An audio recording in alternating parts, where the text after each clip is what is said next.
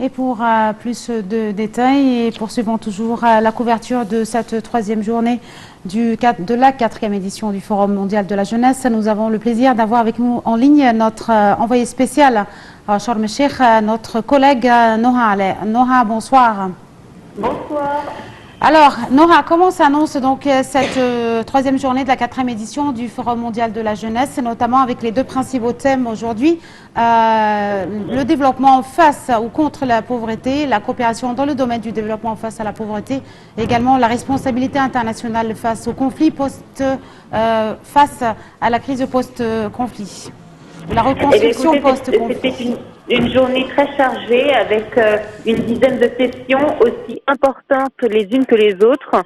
Le président Abdel Fattah el-Sisi a fait des entrées surprises dans certaines sessions pour justement participer et écouter ce que les jeunes avaient à dire sur l'avenir post-Covid, puisque la majorité des sujets traités, c'était essentiellement des sujets concernant les domaines post-Covid, comme l'éducation, l'économie, l'infrastructure, bref, le travail, le domaine du travail également.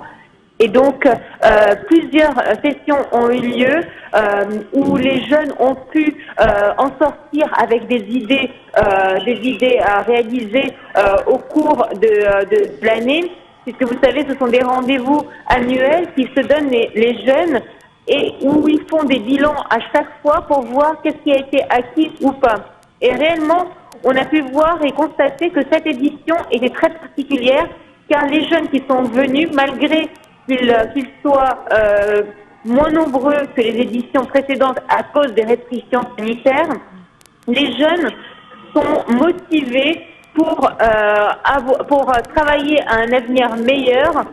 On l'a vu à travers des idées innovatives, avec leur enthousiasme, avec leur motivation.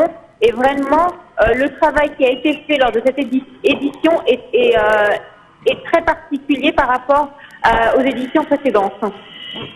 Nora, je reprends donc votre dernière phrase, un travail très différent aux autres éditions. Qu'est-ce qu'il y a de nouveau cette année, malgré bien sûr les restrictions annoncées et énoncées à travers le monde à cause de la propagation du coronavirus, et malgré tout ça, l'Égypte a affiché et a été déterminée donc à tenir cette 4e édition de ce Forum mondial de la jeunesse? Eh bien, cette édition est particulière puisque elle est faite alors que le monde vit une pandémie inédite. Donc, on est obligé de faire cette édition avec des mesures préventives qui sont assez strictes. On a pu le voir à travers les différentes images qu'on a pu diffuser sur les différentes chaînes, que cette année, on a des robots qui circulent des salles justement pour détecter les personnes qui ne portent pas de masque et leur distribuer des masques, du gel, des panneaux qui rappellent la distanciation qui sont à chaque coin de salle.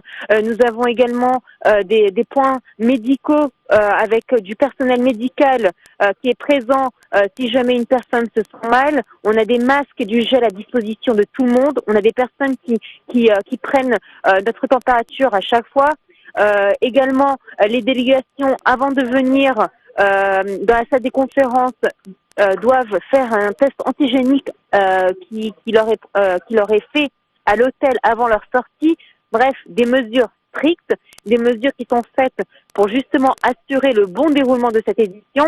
Et effectivement, nous pouvons dire que le gouvernement a réussi à relever le défi en mettant ces mesures-là et en sortant de cette en sortant de ce forum avec vraiment des félicitations de la part de tous d'avoir réussi à réaliser cet exploit, parce que imaginez-vous que dans des pays, on ferme les frontières à cause de la propagation du virus. Nous, ici, nous avons réussi à amener 2000 jeunes venant de 196 pays à travers le monde. On les a mis dans un même endroit, mais tout en assurant leur sécurité sanitaire. C'est un exploit et vraiment, ça a été salué de tous. Envoyé spécial à Sharm el-Sheikh, je vous remercie infiniment pour votre intervention avec nous aujourd'hui. Merci et très bonne continuation et très bonne chance.